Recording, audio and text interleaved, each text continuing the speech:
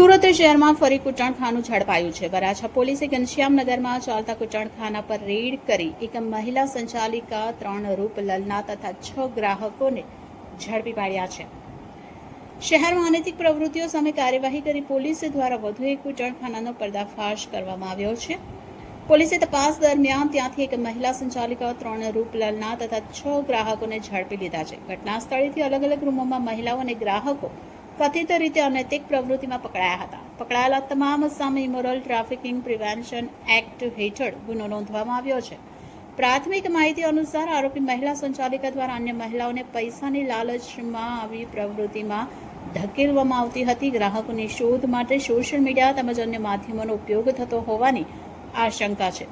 પોલીસે હાલ તમામ આરોપીઓની પૂછપરછ શરૂ કરી છે અને આ કૃત્ય પાછળ વધુ કોણ સંડોવાયેલું છે તેની તપાસ કરવામાં આવી રહી છે।